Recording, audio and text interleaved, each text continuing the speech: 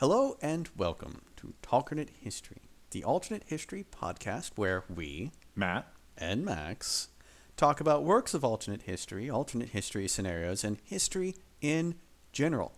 Today we are going to talk about 3 short stories from Rising Sun Victorious, a anthology edited by our own Peter Saras. The first of these stories is called Hokushin by Peter Saras. Hokushin, the title being a reference to the Japanese war plan, meaning go north, or to be more specific in this case, go north to attack the Soviet Union. Matt, what did you think of this? Oh, this is a really good story, and it's a great way to start off the anthology because it's 10 separate stories within the anthology. Only one is written by Saras. But basically, Hokushin has a series of events that cause the Japanese to decide to attack the Soviet Union, sort of in conjunction with the Germans. They attack in like August of 41, so after Barbarossa has been going for about 2 months. And I really like it because it has sort of the Japanese army becomes more the focus than the Navy, which is the focus in a lot of works is the Japanese Navy, obviously because it's more important out in the Pacific. There's a little bit because they attack Vladivostok, but...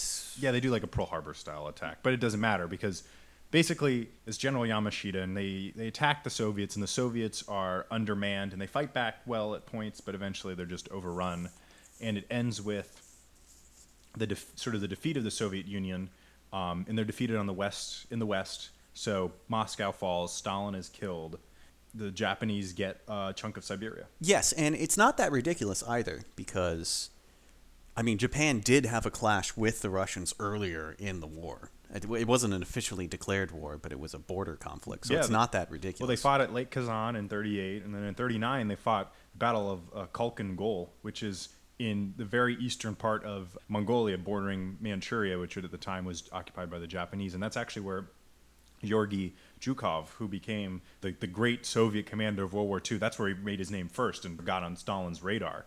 And it was a big Soviet victory, and the Battle of Khalkhin Gol really actually convinced the Japanese that they really wanted to focus in on the Americans and the British, who they perceived as weak. But they sort of learned that the Soviets weren't so weak because the Soviets really used tanks very well at this battle and sort of dissuaded them from further conflict. But in this story, the Japanese decide that maybe if they can focus more troops in Manchuria, they can give it another go. Yes, that's where one of the big divergent points of this story is. For instance, they have an NKVD member defect to them. I believe his name was Lushko. Yeah. And Lushko? Yeah. Which happened in real life, but in this one he takes a much larger role. Also, they identified the spy Richard Sorge, a spy that existed in actual history, but in this version they managed to capture him, turn him, and then force him to start sending faulty reports back to the Kremlin, which lulls Stalin into thinking that the Japanese have no intention of going north, which, of course, going by the title of the story, they do. Yeah, that's a big thing because it convinces them to send the Siberian divisions that would eventually play a huge role in the Battle of Moscow in reality are sent west earlier.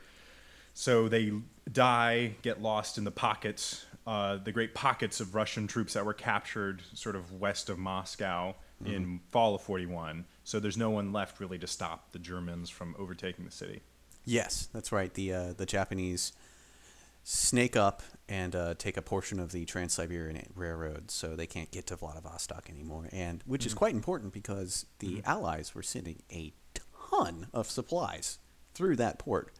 And if they don't have the railroad there, that's no good for them. Yeah, that's because they would bring them in under false flags. They would fly like flags of countries that were considered neutral. Right. And so the Japanese refused to sink them, even though they probably knew that they were Americans on them, because they were afraid they didn't want to set off an incident, and they really didn't want to get this is later in the war. They didn't want to get the Russians involved. Exactly. And the Russians would eventually get involved, but this is an interesting scenario. I like it. It doesn't really talk about where the world goes from there. I think there's like one footnote, a fake footnote that references like basically,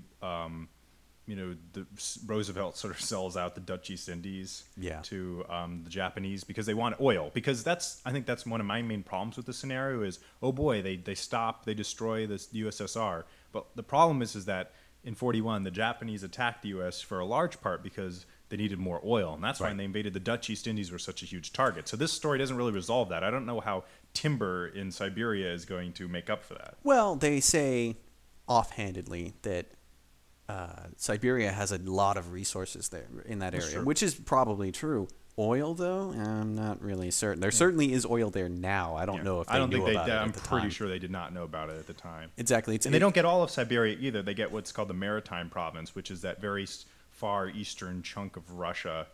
But it's not going to be enough, any way you cut it, to really give them enough to...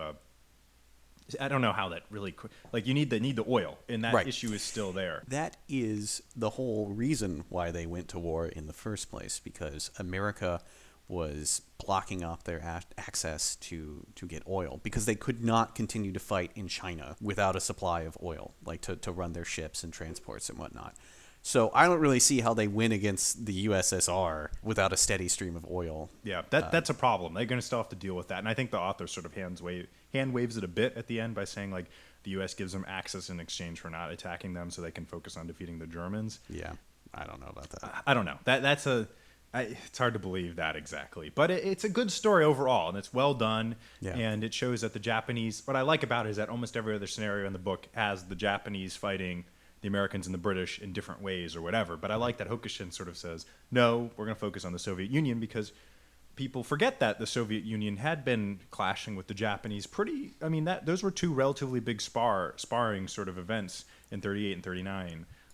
So there was that, and the Japanese really didn't like the Russians because, how much they love the emperor and the imperial family and how much it's an integral part of Japan even today. Right. The Soviets killed the Tsar. They murdered his whole family. Right, exactly. So, the Japanese didn't like the Russians before. Hell, they fought a war in 1904 and 1905, but, regicide, that's a whole different story right there. Japanese were hardcore fascists at this time. Yes. Communism was just completely unpalatable to them. But anyway, let's move on from this no Pearl Harbor scenario to another no Pearl Harbor scenario. A what if instead of attacking Pearl Harbor, the Japanese instead struck at the Philippines. The specific story in this anthology is called "Be Careful What You Wish For." Yes. By who Wade Dudley. Wade Dudley. Yeah, that's it. I don't know how I remember this, but yeah, this is interesting.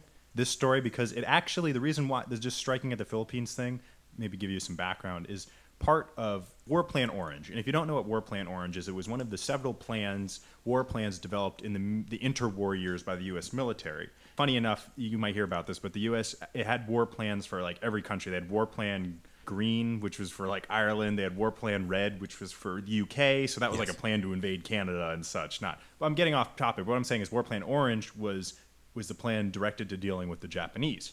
And basically what it would involve is they figured the Japanese would attack the Philippines, and then the U.S. would sortie its whole Pacific fleet to relieve the Philippines and engage the Japanese in this gigantic battleship-on-battleship battle in which they thought they would win. Right. At this time, it was very big guns-centric. Oh, yes. And that's why there were so many battleships at Pearl Harbor, was that they wanted... aircraft carriers were coming online, and the U.S. had 7 by the start of the war, which was a lot. I think Japan was the only country that had comparable numbers, really. But the age of the battleship hadn't been sort of declared over at this point. Yeah. To give you some information about this, battleships are really useful for coastal bombardment and for being in fleets. Yeah. Well, in the old style of warfare before air power, they were. The Battle of Jutland in 1916 in the First World War, that was a battleship-on-battleship, big guns battle. That's just the way it worked, but airplanes have changed the calculus, but a lot of people hadn't caught on to that. And so basically what happens in this is that the impetuous is that in 1940 someone leaks the fact that the U.S. was planning to sort of abandon the Philippines. So in this alternate scenario, FDR feels like he's got to back it full force, and the Japanese accept that. So they don't ever attack Pearl Harbor. They attack the Philippines, and they lure the American fleet, the Pacific fleet, to the Philippines for a showdown. And Max, I know you really like this scenario a lot, so... Yeah, I thought this was... maybe this is the wrong word, but the most fun scenario. Basically, and it says in the author's notes at the back that the only way Japan can, quote-unquote, win World War II is for rank incompetence on the side of the Allies. And that's really what dominates this whole story. Yeah. Like, for instance, like you said before, it gets leaked, and the 1940 elections it's a big campaign issue, this whole Filipino question. Mm-hmm.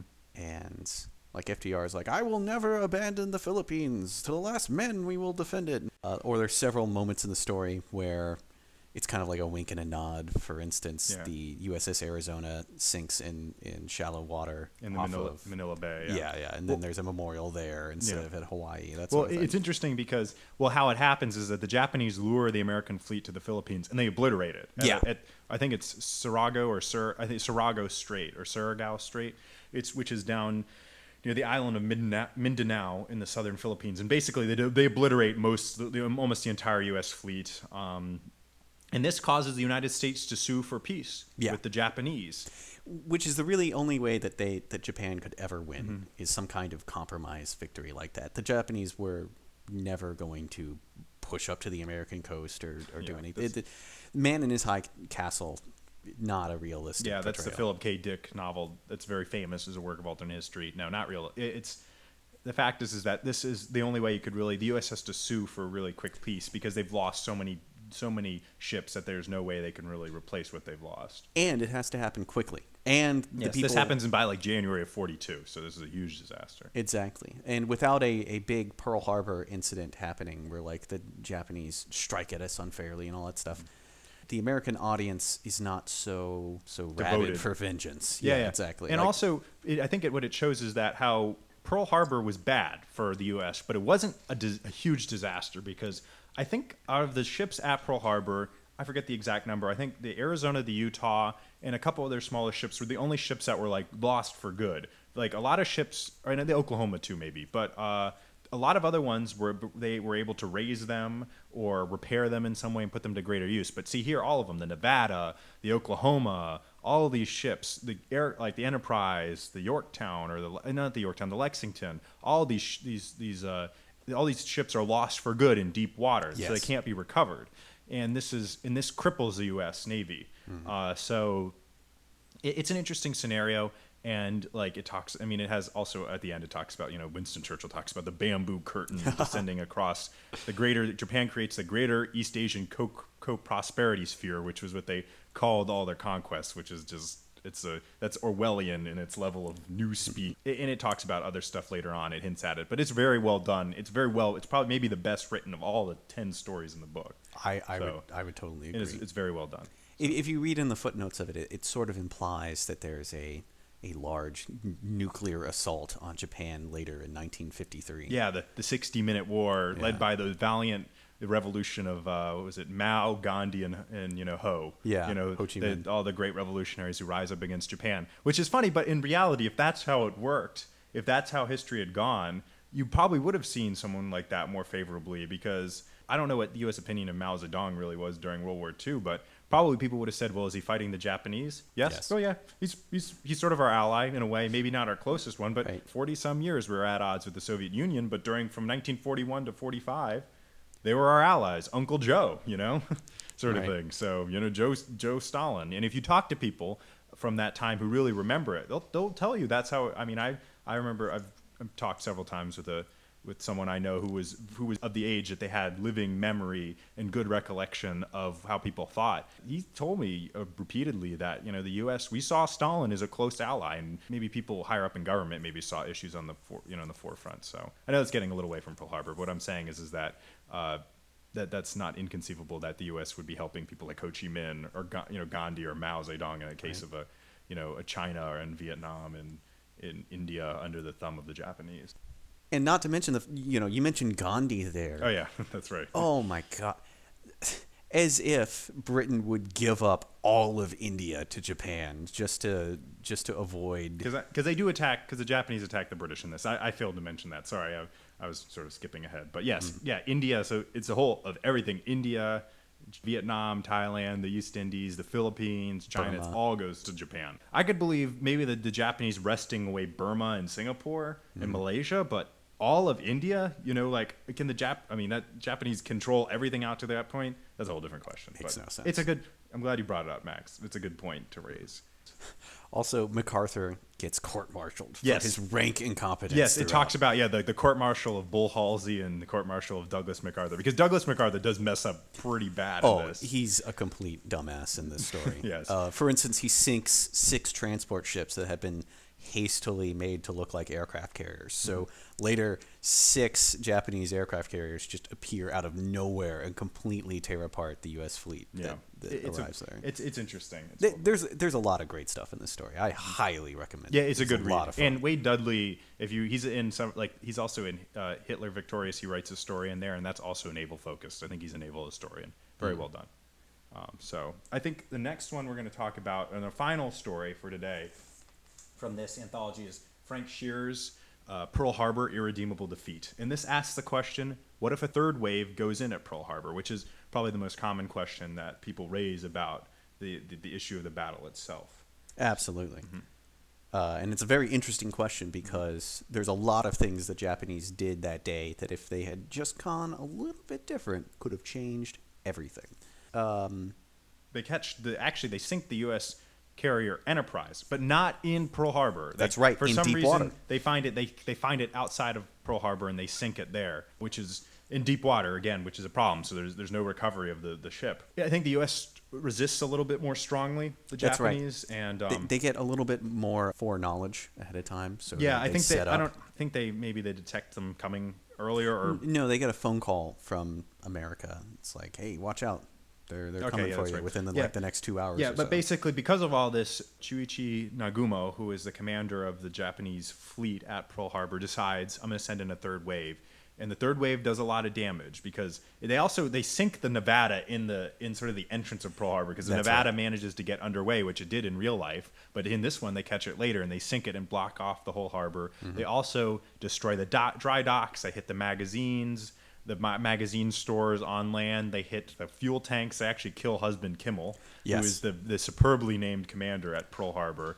Husband. His first name was Husband, like, someone's husband. It's very strange. But they also sink several submarines. They blow those up. as well. Yeah. They do a lot more damage. And I think this is interesting. It's not probably as well written as Be Careful What You Wish For, but very well done because it answers a really key question, which is how bad Pearl Harbor could have been with a third wave. Nevada actually blocking it is the worst thing because that's right. Because Lexington cannot go back into Pearl Harbor to repair. It gets damaged in the attack as well. It does, but it has to limp back to San Diego, all the way back. Which San Diego had been up until early 1941 had been the headquarters of the U.S. Pacific Fleet. That's right. And this is gonna. And I think what he hints at is that how far back this pushes the Americans. The fact that Pearl Harbor is jammed up and all the facilities there are really badly damaged. Yeah. At this point, there's really only the Saratoga and the Lexington left, neither of which are fit for combat at this point. Like Midway and Coral Sea cannot happen under these circumstances. Yes, and there are other U.S. carriers, but we'll clarify the numbers, is that there were 7 U.S. carriers at the time. Enterprise and Lexington were at Pearl Harbor. The Saratoga was at San Diego. And then the Hornet, Wasp, Yorktown, and Ranger were out on the U.S. East Coast. And Ranger was not a full-size carrier either. Yeah, Ranger was considered a full-size carrier, but it was the first U.S. carrier ever built, so it was smaller in scale. Yeah. And actually, I think it started out as they were building a cruiser, and then they decided we should probably build it as an aircraft carrier. So that's why it was a lot smaller than like the Lexington or the Enterprise or the Saratoga, which were built with the intention of being aircraft carriers. But good story. It raises a lot of points, and it makes a really excellent demonstration of how bad this is. Like Pearl Harbor at its worst, the absolute U.S. disaster. If Pearl Harbor is bottled up by a sunken battleship, that is not very good at all. That's no good. And that's going to really push back the U.S. Actually, I like the way that it ends, that it talks about how they didn't actually get rid of the Nevada until April of 1942. And the very next day, Yamamoto shows up and attacks them in Hawaii. Yeah, another Pearl Harbor. Oh boy. But I think now we're going to move on to our actual individual scenarios. Max and I have thought up of some that are sort of related to the book, I guess, but sort of our own. We wanted to take our own view of it. And I think the first one we're going to go with is, let's avoid Pearl Harbor entirely in the first place. But we're not going to do it like Hokushin, the story, did. What if the Japanese had just merely invaded the Dutch East Indies? Because what do they want? They need the oil that's in the Dutch East Indies. They want rubber and some other materials, but mainly the oil. That's what they need. The U.S. had put had not only put its own oil embargo, it convinced the Dutch government in exile to put an oil embargo on from the Dutch East Indies. Well, what if the Japanese, who had plenty enough power to do this, what if they'd said, we don't want to sort of awaken the sleeping giant sort of thing. What if we just invade the Dutch East Indies? Because we can overrun the Dutch forces there. But what if we scrupulously avoid attacking the British and the Americans? We just take the East Indies. They're already in Indochina, so it's not that far of a hop in French Indochina. So from there to the Dutch East Indies. What do you think about this, Max? I think this is very plausible. This could have worked out very well for them. I mean, it cannot be overstated how important a steady stream of fuel was for the Japanese. It was critical. And if they could just snatch this away very quickly and then stopped, no invasion of Burma, no taking of Singapore, none of that stuff. They just stopped there. Would the U.S. go to war with them? Britain might, but would the U.S. go to war? I don't think Britain's going to war without the U.S. backing, because they can't fight a war against just the Japanese and just the Germans by themselves. That's right. The British only have one aircraft carrier in the area. What is it? It's Indomitable? I think it's the Indomitable. Something like that. It's the something. And the Prince of Wales. Yeah, the Prince of Wales, which is a battleship. They have great names for for their aircraft carriers. Not to go back to the last story, but I love when MacArthur is sending out the statement of when he sinks the fake aircraft carriers. I finally avenged the Prince of Wales, spelled with an H. Yeah, the Wales. It's fantastic. Yeah, that's great. No, but I think this is going to be interesting, because this is going to pose a real tough question for FDR, because you have U.S. forces in the Philippines. Are they going to attempt? Are they going to is he going to order the Navy to try and force the Japanese to fire on them so he can have a casus belli for the war? How is the U.S. going to react? And also, how are the Japanese, after success like this sort of with the victory disease is what some people call what the Japanese high command had. Would they be like, oh man, this was successful. We can take on the U.S. now, but maybe just be a little bit later. If the Japanese were smart, they could avoid a war at all with the U.S. But the U.S. may try and tempt them into a war, or maybe this is sort of a thing like the U.S. fights the Germans and then sort of comes back for a reckoning later with the Japanese. And in the late 40s or the early 50s, are we seeing some sort of Cold War develop with the Japanese Empire, or what is this? Yeah, the Germany first idea. We're going to attack Germany first and then come back to Japan later. In this case, I guess maybe the Germans, I'm figuring that the U.S. would enter the war against the Germans simply because the Germans were torpedoing so many U.S. ships. It would eventually the U.S. would probably just go to war. Wouldn't be as unanimous, probably, a declaration of war, but I'm figuring if they do something, outrageous, it's going to cause the U.S. But so that may lead to an earlier defeat of Germany if the U.S. can focus really entirely on them. Right. It's an interesting question. But what I could see happening is in the twilight parts of the war, maybe the Soviet Union, once Germany is pretty much in the bag, they could come back, declare war on Japan, and then hastily, America's oh shit, we got to declare war on Japan too, because we don't want a communist Asia. So I could see that maybe happening. Possibly. That would be very good for them. They could, if they were really, really smart. This is a smart way to do it. They could avoid war with anybody. But the Japanese, if they figured out their oil situation, they're in a lot better place. But I do wonder if the Japanese high command made a lot of really stupid decisions during the war. So maybe, this sort of belief that, our will enough is enough to win may override them in the long run. But it didn't work out for the French, I'll tell you that. Oh, yeah. Well, even the Japanese, too, they sort of took on a lot bigger, they bit off more than they could chew, really. Here's a question that just occurred to me. What happens to Vietnam? Let's say Germany's defeated. And Japan is super smart and stays out of the war and maybe makes a pact with the Soviets and is just able to hold on to what they got. What happens? Do they give Vietnam back to the French? Not. They probably would come up with some. I'm sure they would do something like have an election. Do you want to go back to France or not? And probably they would rig it. And if they were smart, or if they were dumb, they'd just be like, no, come and take it from us. But they'd probably be smart enough at this point to be like, let's hold let's hold some sort of referendum. And I'm sure they would word it such, or they would rig it such that they would win. Right. Do you want to be a member of the greater East Asian co-prosperity sphere? Yes, definitely. And maybe they could have convinced enough people who hated French colonialism. Right. I mean, basically they're exchanging French colonialism for Japanese colonialism, but you may have gotten enough people. I don't know. Right. That's sort of far off. Vietnam, our brothers, fellow Yamato people. They're honorary Yamato people. I think also the next scenario we want to talk about, which is what if the carriers, what if the Enterprise and the Lexington are in Pearl Harbor, December 7th, 1941? And actually, I brought this up because a good friend of mine who also loves history, was like, you should definitely talk about an episode about what if the carriers are at Pearl. Because they should have been there. The Japanese had expected to find at least one carrier there. It turned out that the Enterprise and the Lexington were on other missions delivering aircraft to Wake Island and Midway. But if they are, let's say for some reason on the morning of December 7th, they're there. Max, how do you think this? Because I'm figuring the Japanese are probably going to sink the carriers because they're going to focus their attack on them. It's a very tantalizing target to take out. It's the best. It would be. I think it was the type of target they said go for first if it's there, because they realize the importance of this sort of air power on the seas. What do you think is going to happen if we lose the Enterprise and Lexington or have sunk at Pearl Harbor? What's going on? That'd be very good for the Japanese because once they are gone, it eliminates the uncertainty of where's the Lexington. Like where are they? Because that's really one of the big reasons why a third strike did not happen, because, oh no, we're going to get a huge counterattack that's going to come at us and it's going to catch us with our pants down and we need to get the hell out of here. Well, if both of the aircraft carriers are in the water, like they would definitely go back in there a third time. Yeah. Maybe a fourth time if they brought enough munitions and oil, but I can't.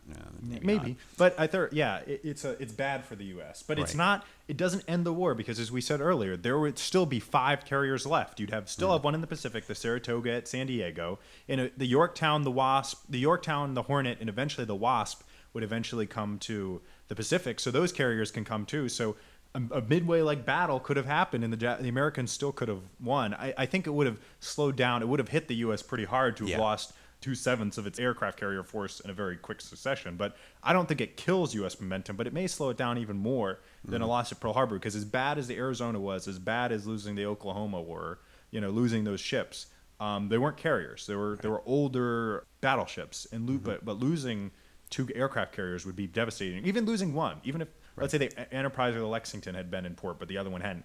I mean, the U.S. built tons of aircraft carriers, but the next real wave of good aircraft carriers that are going to come online, like the Essex and the Bunker Hill, don't really come online until like mid 1943. Yeah. So like those 7 carriers, or really was 6, were going to have to hold us over through the sort of the lean year of 1942 and into 43.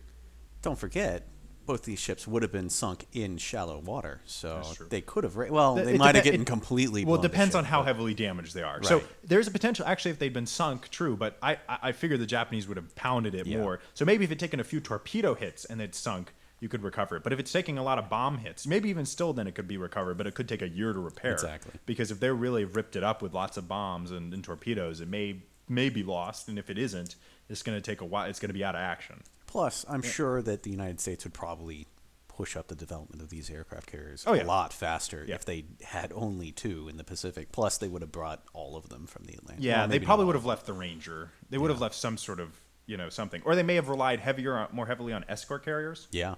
Because there were some of those. They may have, built as quickly as possible, built like 5 or something, and then sent them in there. They're smaller, but they're better than nothing. Yeah, they're better than just land-based air power. What's an escort carrier? Escort carrier is much smaller, about half the size of a regular one. They carried smaller combat air groups, CAGs, so less fighters, less torpedo bombers, less dive bombers, and actually a lot of them carried mainly fighters. And they left sort of the heavy duty, because that was fighters, it's fuel and machine gun bullets, but it's not bombs, it's not torpedoes, which take up a lot of room in comparison. So a lot of times they flew squadrons that would sort of protect the fleet. The squadrons that would protect the fleet would fly off of escort carriers, and then the big squadrons would come off of the big ones, the big full-size aircraft carriers for the actual strikes they would launch. But just overall, carriers at Pearl, if they're caught there, is bad for the U.S. Like, no mistake about it. It's a worse Pearl Harbor, but not a irredeemable defeat, as Shearer says in the book. But it's not good, not good. And I think the next one we wanted to talk about was, this is an interesting scenario. What if the Japanese invade Hawaii? What if they decide to build on the victory at Pearl Harbor? They actually decide to invade and occupy the Hawaiian Islands. What do you think about this, Max? It's not as ridiculous as an idea as it might sound. It really caught America with their pants down. And if they did a assault just like we talked about earlier, where they take out both the aircraft carriers and the Pacific is really vulnerable, they might do the trouble of doing it. This would be bad. This would be really bad, because it would set back the entire U.S. sort of If the Hawaiian Islands, because Pearl Harbor was a linchpin sort of for, when you're sending, when they did the operations in the Solomon Islands, like Guadalcanal in August of 42, they could do it because Pearl Harbor was still in U.S. hands, because if it isn't, the U.S. could maybe still do that operation, but now they have to send their next big base they can send ships to is Australia. Yeah. I mean, that's far off, or New Zealand, that's, and then an occupied Pearl Harbor, Japanese subs, sorting out of Pearl Harbor, bad for the U.S. Yeah. But conquering the islands would have taken time, and actually, even what it could even been worse disaster for the U.S. is if they rushed carriers in and ships in from the Atlantic and like try to launch some sort of relief expedition for Hawaii. It probably would have been better for U.S. strategy just to let the islands fall, right, and then wait until they could build up more aircraft carriers and then just launch in like mid-1943, try and capture them. That's the real difficult part of a Japanese victory, is the fact that America's industrial capacity is gigantic. Like, that's something I've learned from playing Victoria 2 and Hearts of Iron 3, is the fact that the U.S. can just pump out tanks and airplanes and ships forever. The arsenal of democracy. Right. I mean, it's sort of a variation on what's that phrase that you like, demographics is destiny. Like, that's a big thing. Like, the U.S. population, much larger than Japan. We can build more tanks, we can build more planes, we can build more guns, we can recruit more men. It's like the United States fought a successful two-front war against the Germans and the Japanese. Basically ran most of the war against Japan. About, I'd say 75% of it, at least was of the burden was shouldered by the United States, and we contributed hugely to defeating the Germans. Like, right. This is how much the U.S. could muster. Like, that's incredible. Don't forget all the stuff that we gave to the Russians. I mean, we mentioned earlier about the convoys moving into Vladivostok. Yeah, like, and they also, like, almost all the Russians' boots were made in America. Yeah, they ate. The Russians ate food that was from the United States. They drove trucks that were built in the United States. They used tanks. The most successful U.S. plane used in air-to-air combat in World War II was actually the P-39 Airacobra, which wasn't used very much by the Americans, but the Russians loved it. So they whole Russian fighter groups were equipped with these. The Americans sent Sherman tanks to Russia, like stuff like that. It's pretty remarkable what the Americans did. We supplied the British. Like, so much of their wartime economy was driven by American stuff, and that's why like a lot of British tank divisions were equipped with American tanks. We gave the British a lot of ships too, I think. Yeah, we did. A capture of Hawaii is going to throw off the whole U.S. sort of war strategy for like the timing of it, and it may focus a more Pacific-focused campaign. But the U.S. is going to get back Hawaii because it's isolated. It's very far away from the Japanese, from Japan.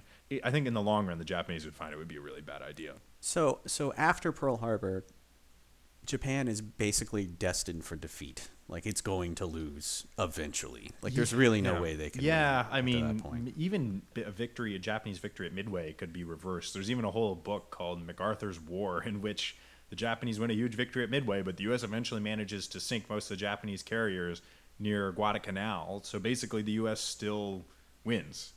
And that sort of might. The Japanese can't keep up with that. Right. And basically, the only plausible scenario I've ever seen for them winning is that story we talked about, Wade Dudley's Be Careful What You Wish For, which is forcing the U.S. into an armistice within 2 months. Right. It's the only way it can work, really. Yeah.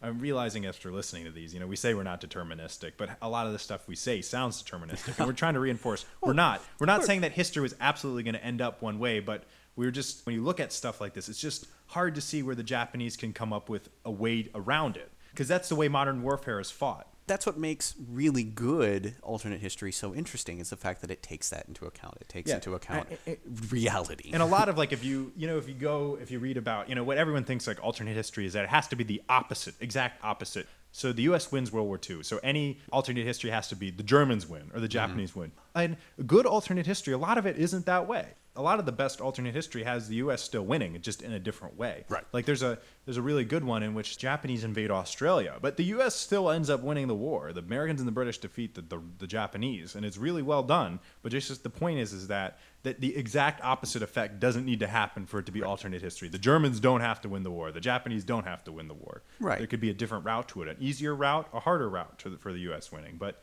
the end result is that it's hard to see in a lot of these cases how it could have ended up differently. Yeah. I think in the future we're going to do an episode about just a whole episode where we just talk about the silliest alternate history stuff out there. And believe you me, like There's a lot of it. there's a lot of very silly, stupid alternate history out there, but sort of getting off basis. But we also had a couple other like short scenarios, I guess we wanted to talk about. Like, what if the Japanese have won a huge victory at Pearl Harbor? Are they going to like raid the U.S. coast, like the actual U.S. coast? You know, we're going to see Zeros flying over the Hollywood sign, you know, over the Golden Gate Bridge collapsing under the weight of Japanese bombs, or what is this? What is this? What do you think about this, Max? Because I have a very definitive belief about this, but what would you say? I believe we have the same belief, which is that no. I believe that cannot happen. It just doesn't make sense from a Japanese perspective. Like, why would they do this? I mean, if they're attacking the American mainland, that means they have full control over Hawaii, and you're really overextending yourself if you're going all the way to California or Seattle for this crap. Yeah, I mean, but this was a real fear in the media. If you watch the movie 1941 with Steven Spielberg, I don't know how you feel about it. I think it can be kind of funny at times. But it's in the immediate aftermath of Pearl Harbor, and they're like, oh my goodness, are the Japanese going to raid the U.S. coast? And in hindsight, it's like, no. They had lots of other stuff to focus on. But let's just asking the question, I don't know if it's really going to do any. It may force the U.S. to focus more on the Pacific instead of the Germans. Oh. But in the end of the day, okay, they raid San Francisco, they raid San Diego, they raid Los Angeles or Seattle or whatever. Like, yeah, I don't know. Like, that's just going to piss off the Americans more. And honestly, it puts the Japanese in big danger of being attacked by land-based aircraft, because there's a ton of American air bases in Southern California. So, you know, a raid there is going to... It would have a huge psychological effect on the United States. Like, even if they did a small little raid, if they had like this tiny little escort carrier that came in and then they bombed some U.S. targets. Yeah, they buzzed San Francisco or something like that, and then immediately left. Like, got blown to shit by a million planes. Like, it would probably embolden Americans into increasing the war effort even more than Pearl Harbor did. Yeah, it may very well have backfired. So right, and you know, focusing more on the Pacific. And invading the U.S. is out of the question for the Japanese. Completely. By the way, like, this is completely. Like, this was a fear at the time, and there's actually there's an old issue of Life magazine from the time that I found in a library, and it has pictures of like the illustrations of what do they think it looks like, you know, an invasion of Southern California, and they have like the Golden Gate Bridge getting blown up just as the Japanese are trying to invade, and then there you see like Japanese soldiers on Mount Rainier, and then there's also like an American tank battle in Southern California. For them, it was a concern in a sense, but not realistic. And even a Japanese raid on the U.S. coast isn't going to do very much. Also, we were going to ask the question, what if the Japanese had just focused their war on the British? What if they said, let's just attack Singapore and Malaya and Hong Kong, but don't attack the Americans? You know, that's a great question. It would make a lot of sense from their perspective. I mean, the British presence in the Pacific is pathetically weak. Yeah. Hardly anything is there. Because they have to fight. They're fighting for their lives in the desert against the Germans. You know. Mm-hmm. It would be It would be a huge distracting presence for them. They would have to probably move all the way into India, which would be a nightmare for the British. To have to divert troops from Europe to that theater would be just terrible. Yeah. Like, they may sue for peace with the Japanese, or they may try and get the U.S. to get into the war too against the Japanese. That would actually make a lot of sense. It would be not as convincing of a move as Pearl Harbor for the United States, but yeah, it's true. I mean, I think that but the Japanese are going to need more. Any moves they make down there, yes, it's the Dutch East Indies. It's not American territory, but that's very close to the Philippines. I mean, I guess the idea of all of India, and everywhere from Burma to India to Singapore, all of it being taken over by the Japanese might be scary enough to convince a lot of the American public, but still, I don't know. Yeah, that's very...